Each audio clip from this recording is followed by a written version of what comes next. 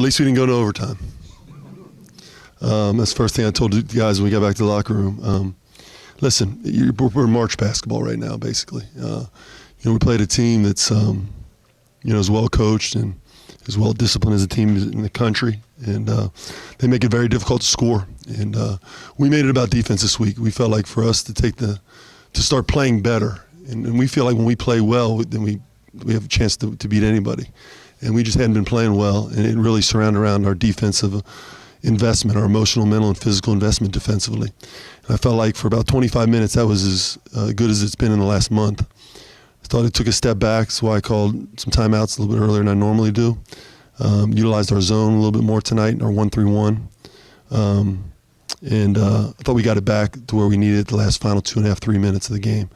I want to acknowledge, our bench was outstanding. Zach came in, did a great job. Mamadou was really, really key in terms of his ability to guard in the 1-3-1. They were Chris McNeil, those guys, and Javen Cumberland, those guys were all positive, plus minus. And really excited about the way those guys played. And certainly Jaren, toughened out, which was a very physical game for him, and really impressed with his level of toughness. When did you start thinking about maybe using Mamadou at the top of that 1-3-1? Has it always been in the plans? We have. He typically has been doing it. We just hadn't played it a lot.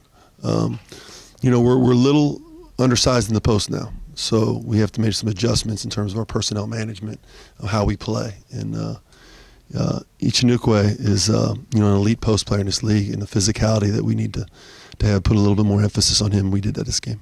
You mentioned the zone. It looked like you defended ball screens a little bit differently, maybe dropping guys. That seems like a lot of defensive adjustments in 2 days.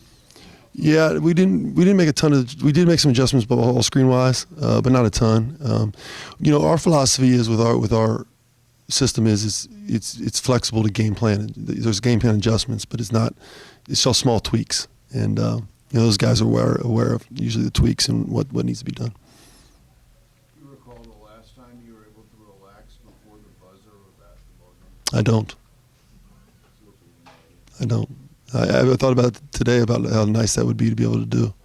It's an interesting gig because you really focus and concentrate for like 2 straight hours. It's like that's why you're exhausted after the game's over. But at least we got it done in regulation this game. The way they play defense, did you feel like defending the line was going to be the way? Well, they're physical, and then they're really good in terms of their ability to get the spots. And I knew it would be difficult to get where we need to go. So we put them in ball screens a lot. We try to mask our ball screens. If you notice, we put them in ball screens on the side of the floor a little bit more. We try to get them off the ball. We just tried to make things a little bit more difficult to find him today. John, are you okay with the amount of responsibility that's on Jaren right now? Because it looks like he's initiating a lot of offense. He's obviously getting beat up. Yeah. It's late in the year, senior year. I know all those things, but are you okay with the amount of responsibility on him? Well, we got different guys have stepped up. We're still 4 guys in double figures scoring, almost 5. So I think we're pretty balanced. I think the big piece is, Joe, is that he is such a good decision maker that it's malpractice not to put the ball in his hands, in my opinion. And he's a guy that we ride pretty heavily, and he's usually tough enough to be able to handle that. The thing that I thought we did today is we recreated offense off our defense, which was really, really important. A lot of teams can get down after a game where you get a double overtime. It's overtime game after overtime game. You have a tough loss. What does it say about just the heart and determination of this team to be able to bounce back and get a good quality win? Well, it says a lot. It says that there's some seniors out there that understand what it takes, and some freshmen that are no longer freshmen, and different guys stepping up. Javen helped put us in position last game, and a different guy stepped up this game. I mean, Zach having 10 points and what do you have, 5 rebounds? I mean, in 13 minutes is pretty incredible. Or what do you have, 8 points and 5 rebounds? So, for those guys to be able to step up and do what they did speaks to their buy-in and their commitment level to their teammates and to the organization. You said earlier that you're playing March basketball now. How closely do you personally follow the net and the BPI and the bracketology?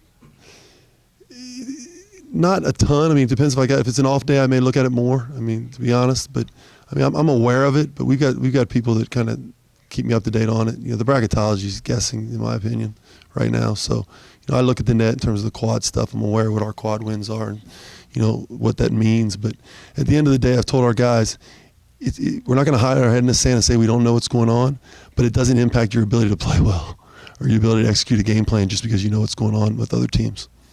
You said recently, John, that you thought you knew the number that this team needed. Are you still on track? We are. Yep. I know coaches usually don't like time off, but how important is it to get a week? Oh, yeah. Yeah, we need a week. I need a week. I'm kidding. We need a little bit of time here to reset. Down 10-6 in the first half and went pretty heavy on the bench. I know you do that in that time spot normally, but knowing you needed this game, how tough is it to put those trust in? Not at all. I got a ton of faith in all our guys. I mean, Chris McNeil's like, I got a ton of faith in him. I wish I could find more minutes for him right now. With Jaren's a point, it makes it a little bit more difficult. But I got all the faith in the world in these guys. Now, when they're out there, they got to produce. But I think I've shown that, the 10 guys that play. And they've got faith in their teammates. Their teammates have faith in them. You close the first half well, open the second half well. Does that come from intentional focus or Great question. So, yes, we practiced the last 3 days. We put 2 minutes on the clock and made the score 35-30 and said, all right, we're going to practice going into halftime. We didn't run out of the practice facility into the locker room, but we literally practiced going into halftime all week. And, with this group, if you put an emphasis on something, they typically run with it, and that's a sign of a veteran group. Yeah, so with a bunch of veterans like this, I mean, I guess the mental toughness or resiliency kind of come with those guys, or is that something they got to grow collectively? Well, they know how to win. I mean, Jaren Cumberland knows how to win. Trey Scott knows how to win. Keith Williams knows how to win.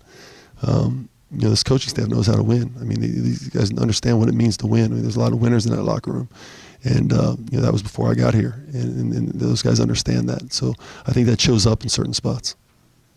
You were able to buy some minutes for Jaren. How important was that for you? It was great. Actually, our trainer bought some minutes for Jaren. So if he could do that more often, that would be really helpful for me because it's tough for me to take him out of the game. But it really did help. It helped him down the stretch.